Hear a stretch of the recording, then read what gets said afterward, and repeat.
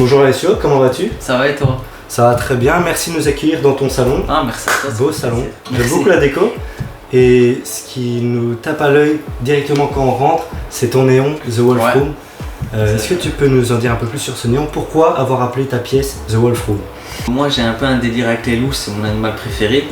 On va dire que je me référence à ça, même voilà, parce que c'est un animal très fidèle, un animal très calme, très patient. Mon tout premier prénom sur les réseaux, on va dire, c'était Il Lupo Haircut, donc le loup en italien. Comme personne m'appelait comme ça, je me suis dit c'est con de s'inventer un pseudo, on va dire.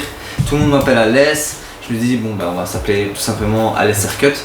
Mais je voulais quand même garder un délire avec le loup. Au lieu de m'appeler comme ça, pourquoi je ne créerais pas une pièce dont le nom de la pièce s'intitulerait quelque chose avec le loup. Et donc j'ai eu plusieurs choix et j'ai décidé de prendre The Wolf Room. C'est un animal qui te représente bien donc. On va parler de toi justement. Alors, tu as seulement 20 ans. C'est ça, ouais. Tu te retrouves déjà à gérer ton petit salon entre guillemets parce que tu ne vis pas encore de ça, c'est plus à côté de tes études pour le moment.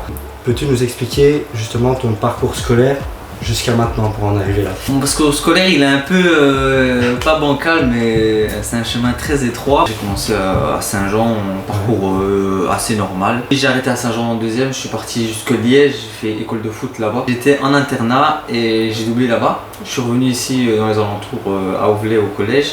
J'ai fait sciences économiques parce que là je me suis dit je vais ouvrir un magasin de vêtements. Et puis j'ai arrêté parce que voilà, les générales c'était vraiment pas pour moi. Les études, moi, il faut pas m'en parler.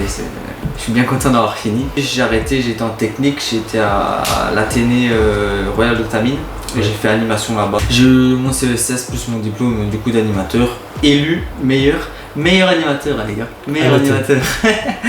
Et voilà, ici donc j'ai fini ma première année à l'IFA PME à Namur, donc je passe en deuxième et croisez les doigts pour que ça se passe bien. Donc là tu es dans tes études de coiffeur. C'est ça, exactement. Donc la coiffure c'est une passion pour toi? C'est ça. Que tu m'expliquais en off. Quelle a été ton inspiration pour arriver dans ce monde de la coiffure? Comment t'es venue cette passion? On va dire par hasard, pas comme on va dire toutes les passions. Mais pour reprendre vraiment à la base, moi étant petit j'aimais bien plaire aux filles, etc. Et j'étais pas le monsieur beau gosse que les filles regardaient déjà de base. Voilà, niveau style vestimentaire, etc. C'est une période qu'on regrette. Moi je cherchais à être stylé, je cherchais à ce qu'on parle de moi, je voulais être célèbre quoi, comme à peu près tout le monde. Bon, en grandissant tu cherches plus ça, mais être populaire. C'est ça, exactement, être un peu le populaire, le garçon que toutes les filles veulent, etc. Ça passe déjà par la coupe. Et comme je disais, moi j'ai déjà la coupe à la Fellaini, vraiment horrible. Quand j'allais dans un salon plutôt classique, j'avais jamais la coupe que je voulais, j'étais en mode mais c'est pas ça que j'ai demandé un dégradé à blanc, elle faisait jamais à blanc, enfin voilà, vraiment galère. Un jour je pars, j'avais quoi, 16 ans, je pars en Italie, on passe devant un salon, je vais me faire couper les cheveux, ça va pas. Voilà, mon père prend rendez-vous, etc. Je rentre dans le salon, je vois une ambiance totalement différente. Je dis ok, c'est bizarre ici, exactement. Des décos de partout, machin, à l'ancienne un peu, hein. Et je vois en gros écrit barbershop, vraiment à l'ancienne. Et je dis putain, ouais, je sais pas, je me sens comme chez moi. Le mec était jeune, il y avait les matchs qui passaient à la télé, parce que je pense que c'était à l'Euro 2016 ou 2018, je sais plus trop. Et je vois, il regarde pendant qu'il travaille, je dis ouais, j'ai jamais vu ça.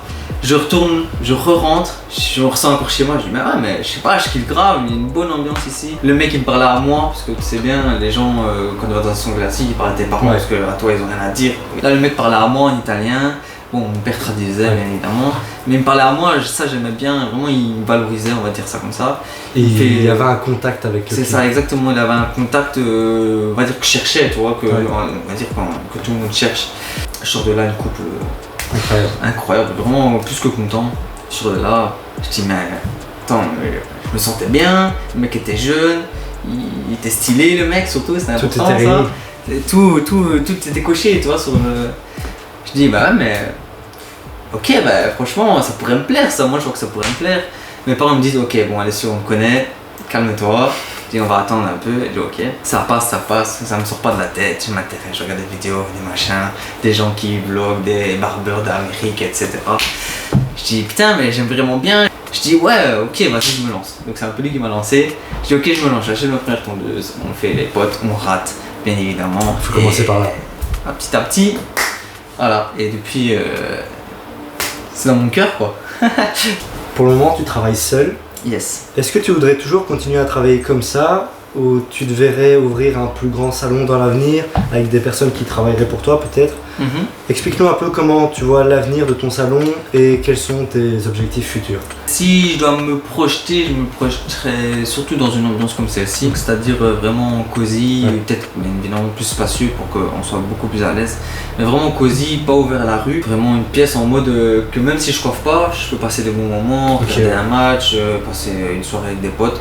Ça c'est ce que je veux garder absolument. Après voilà, ça se trouve dans 5 ans je ferai même plus ça, ça se trouve dans 5 ans j'aurai un salon, j'aurai plusieurs salons, ça je sais pas prévoir. En tout cas tout ce que je sais c'est que je me donne à fond pour plaire un maximum à la personne, même si on ne sait pas plaire malheureusement à tout le monde. Donc voilà, donc ça je laisse à l'avenir, mais j'espère en tout cas plaire à un maximum de personnes, que les gens ils kiffent, que les gens ils reviennent et reviennent encore.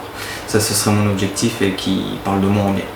Eh bien, on te souhaite le meilleur. C'est gentil, merci.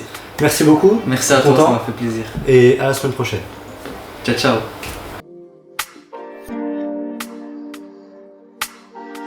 Bah voilà. Bah putain, c'était trop bien. Incroyable. Incroyable les gars.